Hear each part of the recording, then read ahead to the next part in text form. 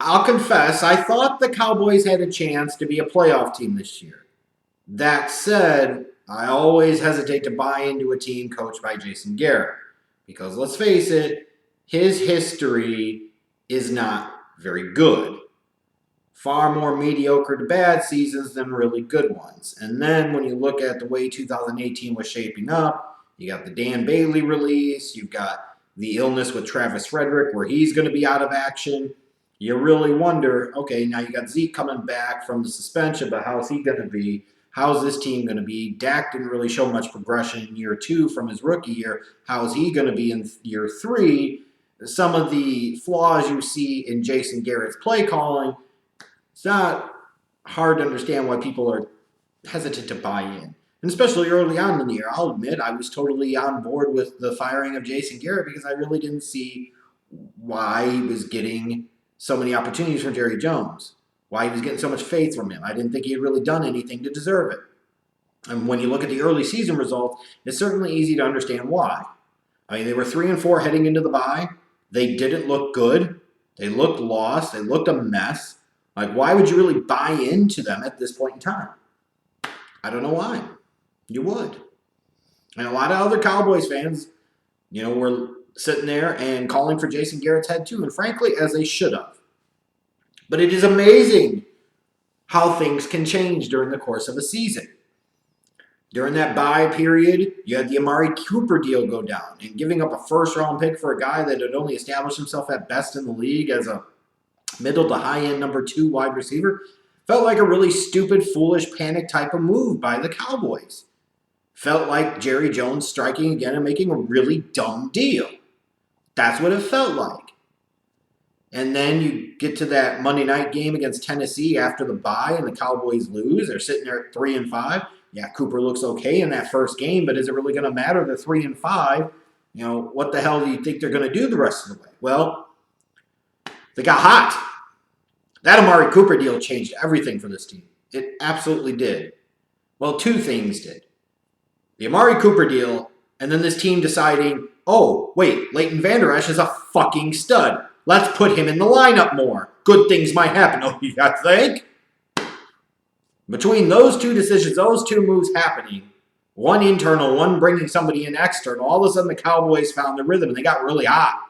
Won their next 5 games after starting 3-5. All of a sudden now they're in the mix. They won 7 of their last 8 games, and damn it, wouldn't you know, they go on and win the fucking NFC East.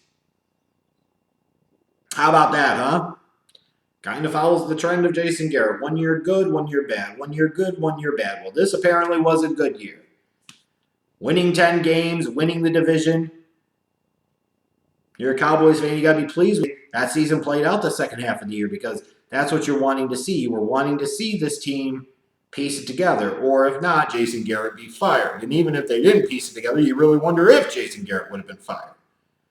But, the formula of success for this team, the ability to run the football with Ezekiel Elliott, he had over 300 carries, which is a lot, granted, but he is a monster. He's one of the elite backs in the league. There's no question about that. He's a 3-down force, over 1,400 yards rushing, 77 receptions.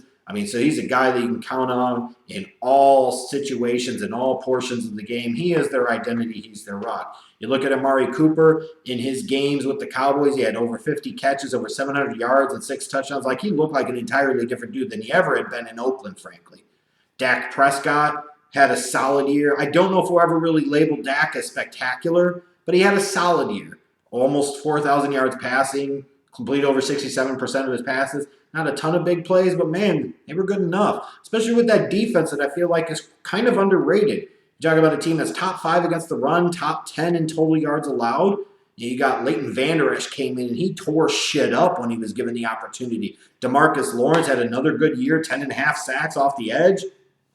You got Jalen Smith really playing well. Like, you look at this Cowboys defense, Byron Jones, you got some studs at all 3 levels of it. We don't quite think about the Cowboys in that sense because we think about them with Dak, and then we think about Zeke, and now we think about Amari Cooper. We think about that offensive line.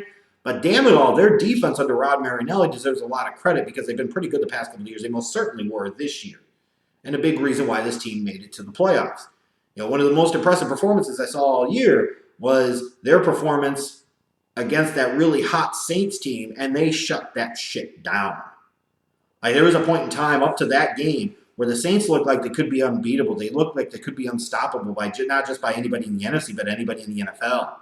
And the Cowboys went in there, smacked them in the mouth, shut that shit down. And the Saints, frankly, I don't think ever really recovered.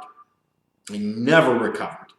You look at this season for the Cowboys, a playoff win coming off of this start of the season. I think you got to classify that as a pretty nice year and something to build off of potentially for 2019.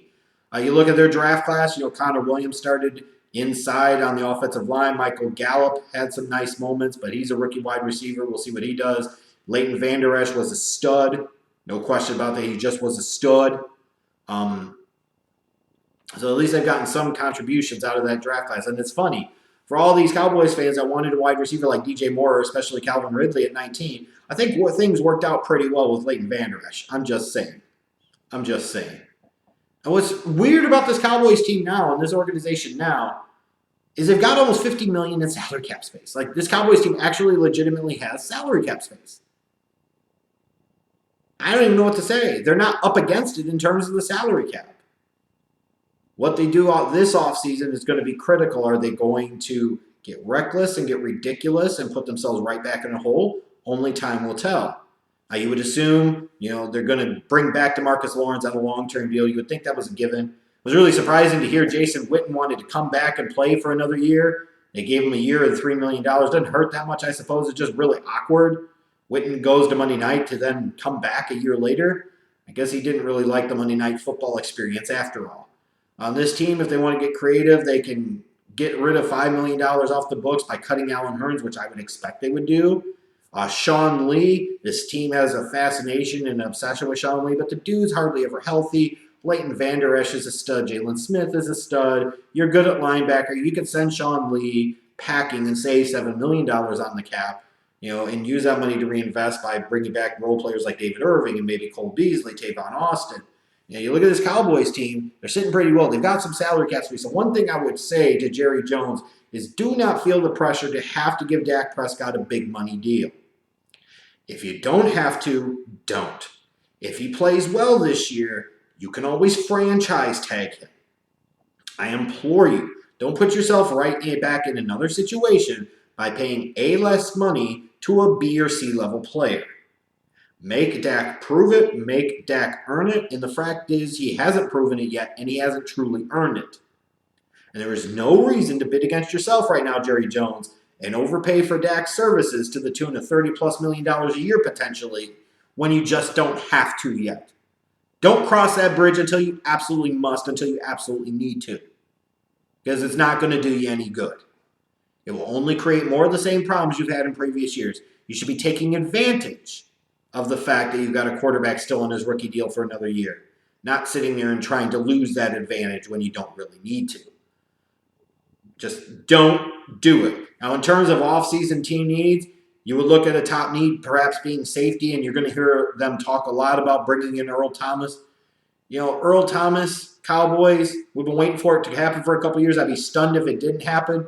And for both sides, it probably makes sense. Yes, the Cowboys probably will have to give Earl Thomas something of note, but Earl Thomas might also have a bit of a chip on his shoulder, wanting to play for the Cowboys, wanting to prove that the Seahawks should have given him big money when they had the opportunity.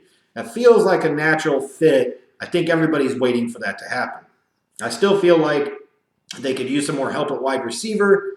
It might not come in the draft, especially with them not having a first-round pick because of the Amari Cooper deal. So I don't know in general how much help they're going to get in the rest of this draft. I think the rest of their draft, though, in general, should be devoted to beefing up the trenches.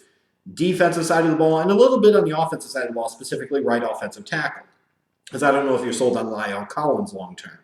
When you look at the success for the Cowboys, one of the real formulas for success for them is being really good in the trenches. So why not add to that strength and ensure that to continue to be a strength for years going forward?